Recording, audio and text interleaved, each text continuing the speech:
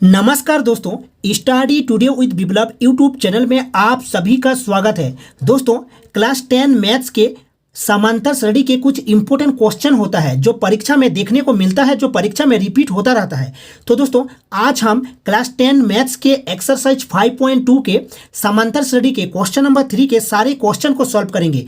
ये वीडियो आपके लिए अति महत्वपूर्ण होगा। वीडियो को अंत तक देखिएगा, वीडियो को लाइक करिएगा। तो दोस्तों, क्वेश्चन के साथ साथ हम कॉन्सेप्ट को भी सीखेंगे। तो चलिए दोस्तों, शुरू करते हैं क्लास 10 मैथ्स के एक्सरसाइज 5.2 के क्वेश्चन नंबर 3 के सारे क्वेश्चन को। तो दोस्तों, क्वेश्चन को ध्यान से देखिएगा।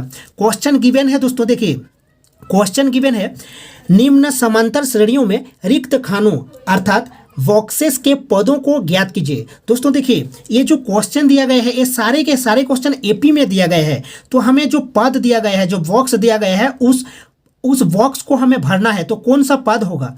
तो दोस्तों चलिए शुरू करते हैं। दोस्तों, सबसे पहले आपको पता होना चाहिए जो एपी का जो पद होता है। दोस्तों देखिए, एपी का जो जनरल फॉर्म होता है, जो व्यापक रूप होता है, उसको आपको पता होना चाहिए।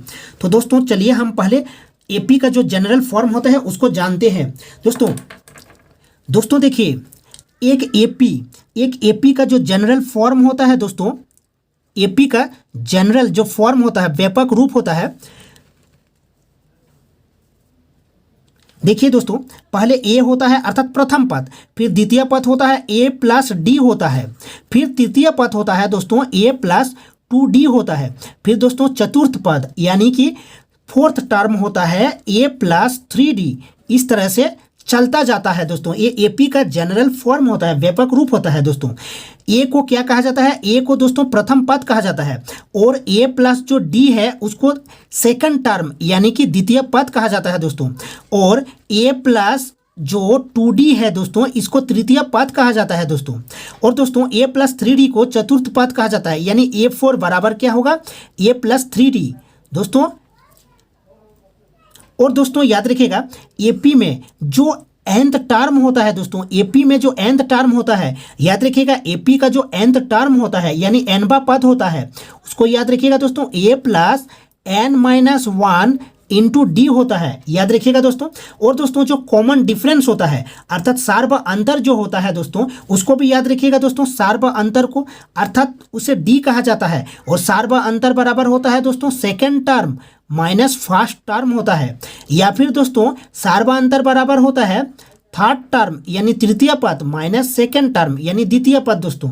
या फिर दोस्तों सार्व अंतर बराबर होता है fourth term minus third term दोस्तों, याद रखिएगा। और दोस्तों याद रखिएगा, जैसे एपी का, अगर मैं एपी का 50वां पद, एपी का 50वां पद मैं कैसे लिखूंगा दोस्तों? याद रखिएगा ए प्लस 49d लिख सकता हूं दोस्तों।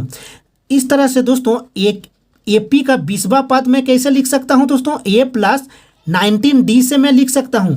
याद रखिएगा दोस्तों, जैसे कि ये प्रथम पद है, ये द्वितीय पद है, ए प्लस डी ये तृतीय पद है, ये चतुर्थ पद है। ठीक है दोस्तों, तो चलिए दोस्तों क्वेश्चन को देखते हैं।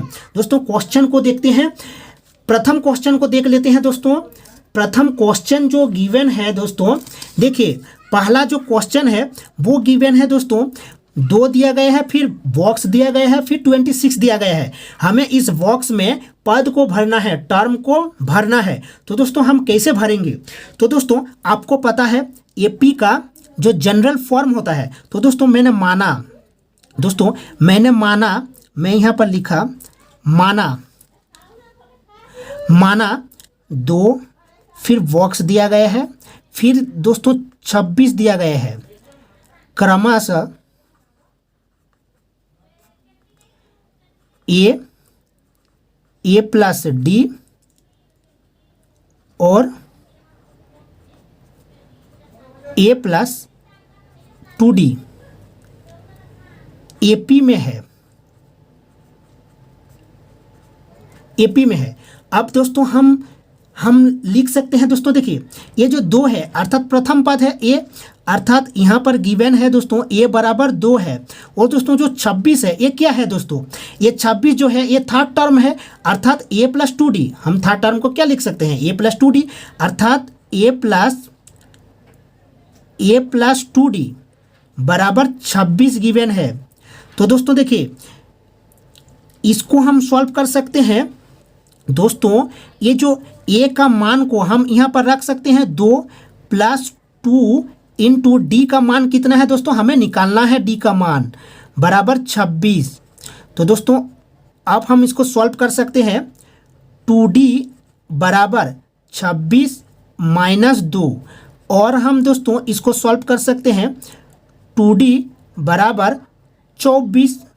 दोस्तों अब D बराबर क्या होगा दोस्तों, D बराबर क्या होगा ना 24/2 हो जाएगा।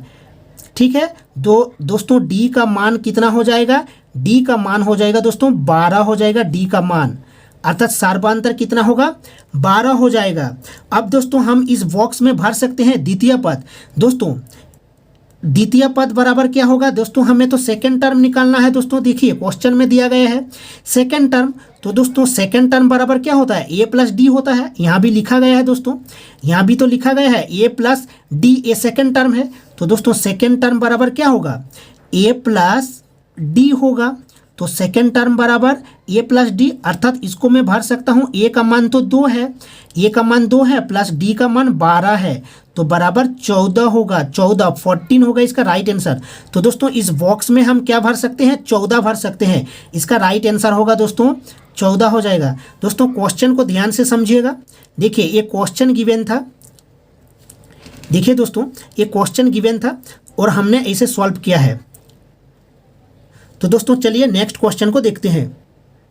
नेक्स्ट क्वेश्चन को देखिए दोस्तों, बॉक्स दिया गया है, फिर 13, फिर बॉक्स में 3। दोस्तों हमें बॉक्स में भरना होगा, कौन सा पद होगा। तो दोस्तों हम सबसे पहले लिखेंगे माना, सबसे पहले हम लिखेंगे माना। माना ये जो बॉक्स दिया गया है 13, फिर बॉक्स, फिर 3, क्रमशः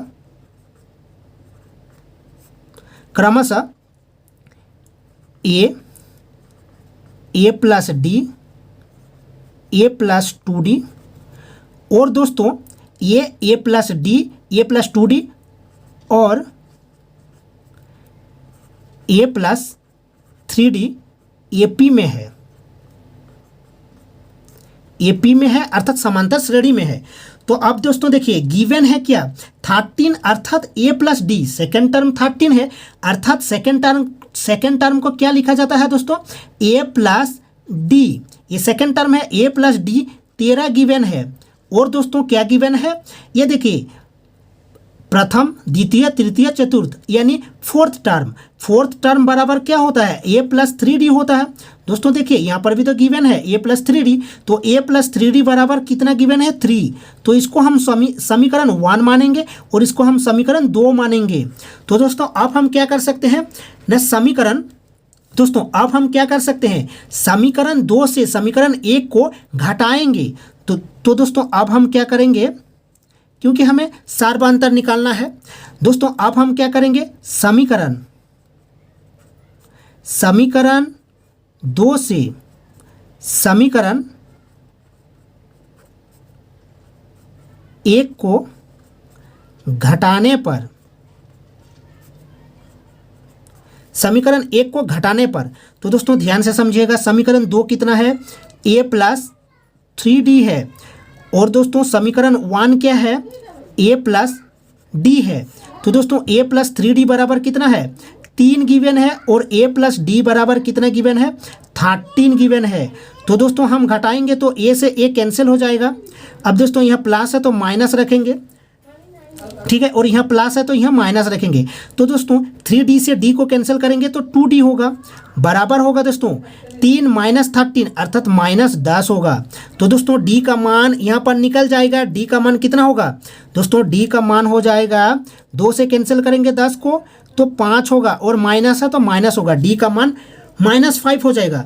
अब दोस्तों हम क्या करेंगे, समीकरण 1 पर या समीकरण 2 में D का मान रख देंगे। तो दोस्तों अब हम क्या करेंगे, समीकरण 1 में, समीकरण दोस्तों अब हम क्या करेंगे, समीकरण 1 में D का मान रखेंगे।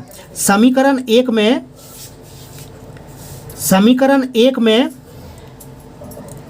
D का मान रखने पर,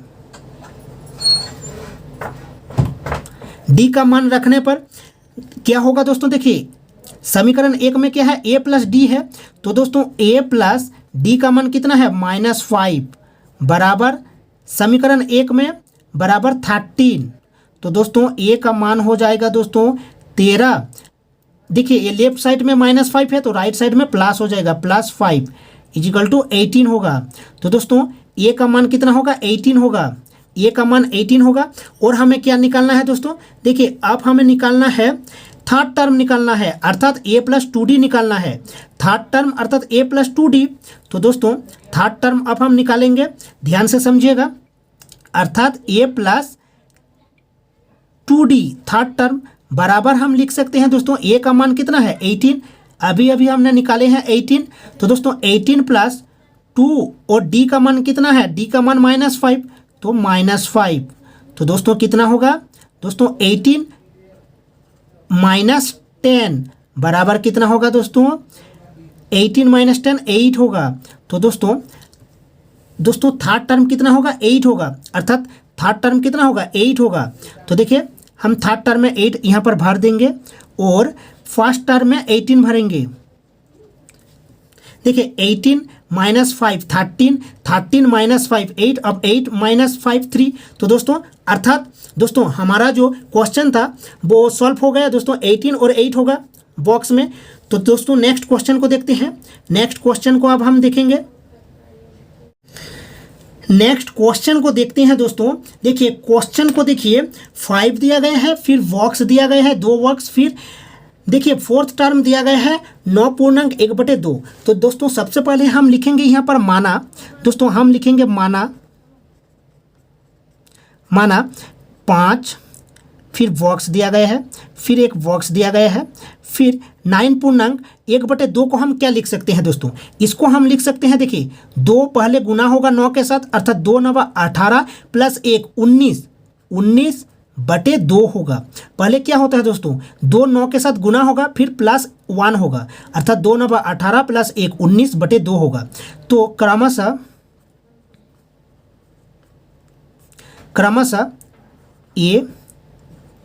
a + d, a + 2d और a + 3d AP में है, अर्थात समांतर श्रेणी में है। तो दोस्तों अब देखिए ध्यान से समझिएगा, अब दोस्तों ध्यान से समझिएगा दोस्तों, प्रथम पद a गिवन है, तो a यहाँ पर गिवन है 5, और दोस्तों क्या गिवन है ना, देखिए प्रथम पद, द्वितीय पद, तृतीय पद, चतुर्थ पद, यानी फोर्थ टर्म। फोर्थ टर्म क्या गिवन है दोस्तों, अर्थात फोर्थ टर्म क्या होता है, a + 3d होता है फोर्थ टर्म। तो a + 3d बराबर 19/2, 19/2 गिवन है। तो दोस्तों अब हम क्या कर सकते हैं, इसमें हम a का मान, देखिए a + 3d में a का मान रखेंगे, a का मान 5 है, 5 + 3d = 19/2।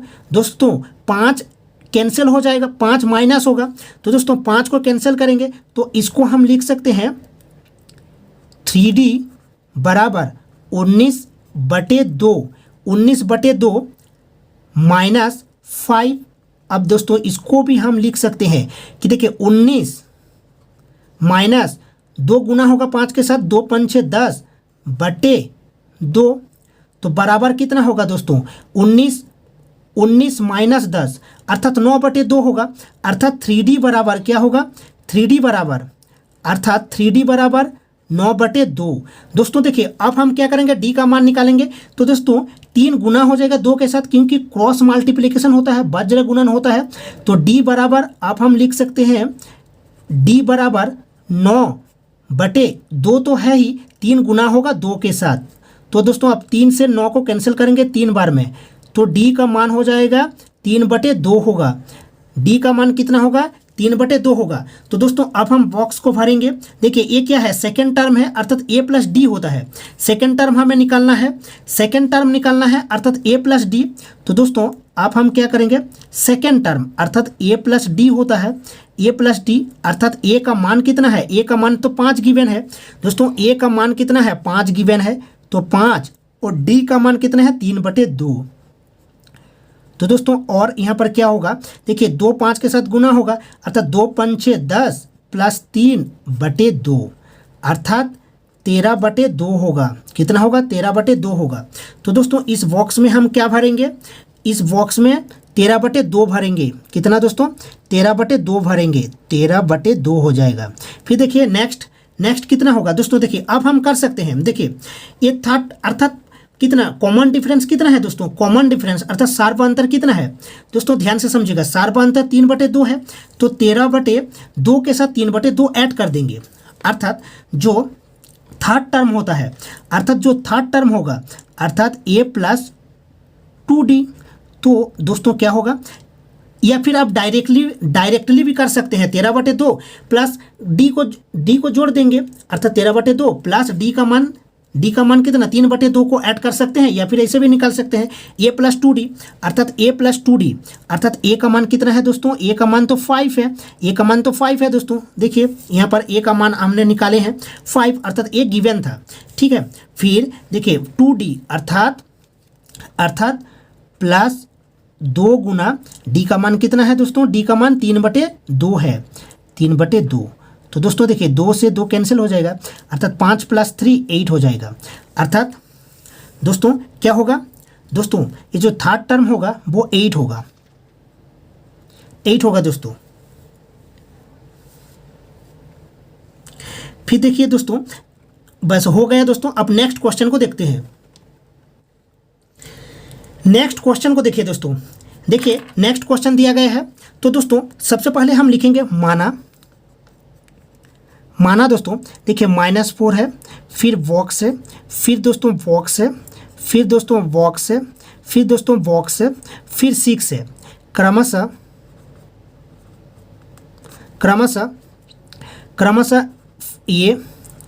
a + d, a + 2d, a + 3d। दोस्तों 1 2 3 4 5 है, तो a + 4d और a + 5d AP में है,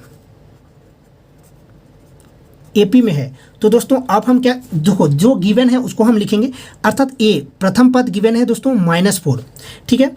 अब दोस्तों देखिए प्रथम पद गिवन है -4, और देखिए यहाँ पर देखिए ये जो 6 दिया गया है, ये जो 6 दिया गया है ये 6th टर्म गिवन है, 6th टर्म अर्थात a + 5d, a + 5d = 6। दोस्तों देखिए 1 2 3 4 5 6 अर्थात 6th टर्म गिवन है, और 6th टर्म बराबर होता है a + 5d होता है।